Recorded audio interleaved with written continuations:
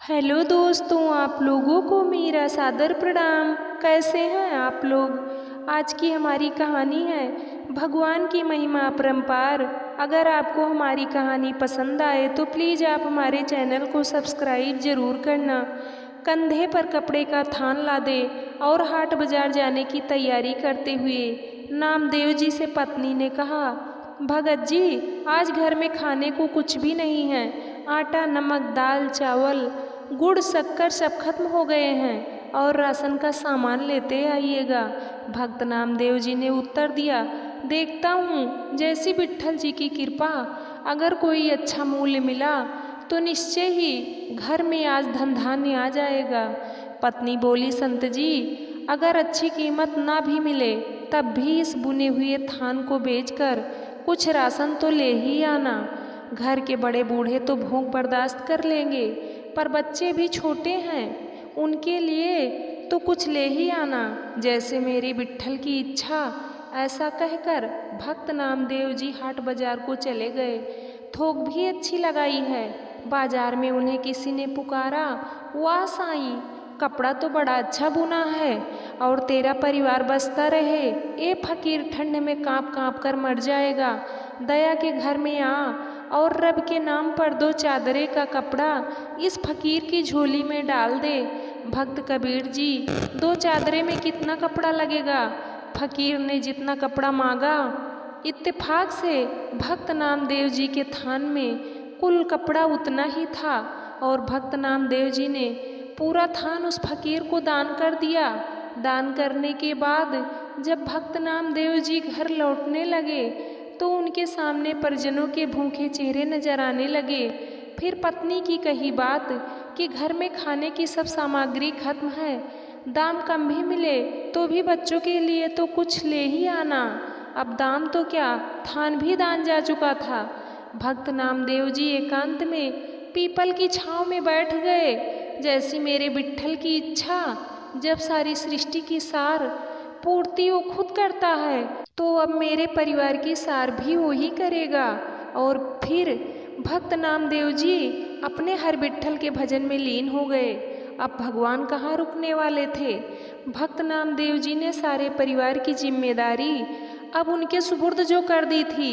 अब भगवान जी ने भक्त जी की झोपड़ी का दरवाजा खटखटाया। नामदेव जी की पत्नी ने पूछा, कौन है। नामदेव का यही घर है ना। भगवान जी ने पूछा। अंदर से आवाज, हाँ जी यही।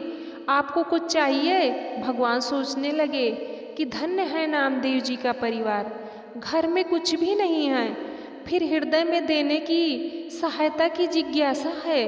भगवान बोले, दरवाजा खोलिए। लेकिन आप कौन। भगवान जी ने कहा, सेवक की क्या पहचान होती है भक्तनी। जैसे नामदेव जी विट्ठल के सेवक, वैसे ही मैं नामदेव जी का सेवक हूँ। ये राशन का सामान रखवा लो। पत्नी ने दरवाजा पूरा खोल दिया।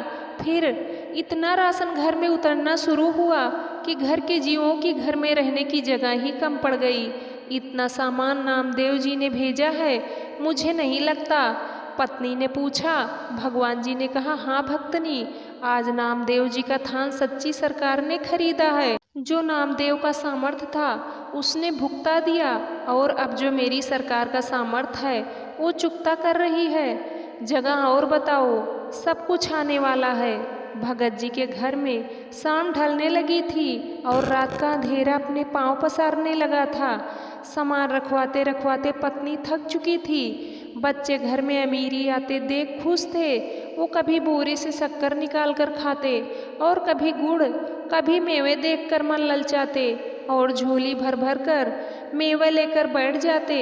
उनके बाल मन अभी तक तृप्त नहीं हुए थे। भक्त नामदेव जी अभी तक घर नहीं आए थे, पर सामान आना लगातार जारी था। आखिर पत्नी ने हाथ जोड़कर कहा, सेवक जी, अब बाकी का सामान संत जी के आने के बाद ही आप ले आना।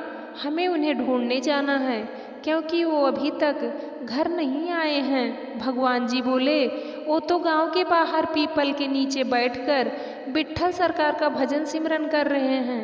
अब परिजन नामदेव जी को देखने गए। सब परिवार वालों को सामने देखकर नामदेव जी सोचने लगे, जरूर ये भूख से बेहाल होकर मुझे ढूंढ रहे हैं। इससे पहले कि संत नामदेव जी कुछ कहते, उनकी पत्नी बोल पड़ी, कुछ पैसे बचा लेने थे।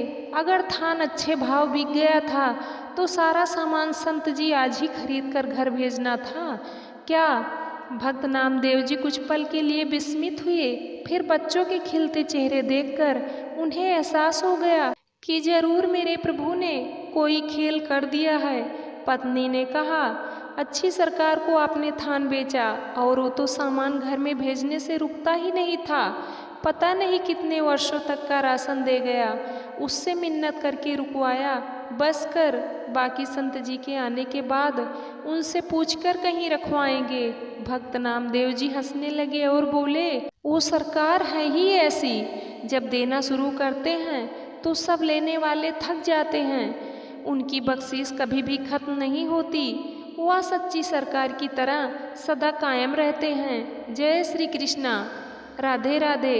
दोस्तों, जाने से पहले हमारे चैनल को सब्सक्राइब और वीडियो को लाइक ज़रूर करें। साथ ही बेल आइकन को भी ऑन कर लें ताकि वीडियो का नोटिफिकेशन आपको मिलता रहे। धन्यवाद दोस्तों।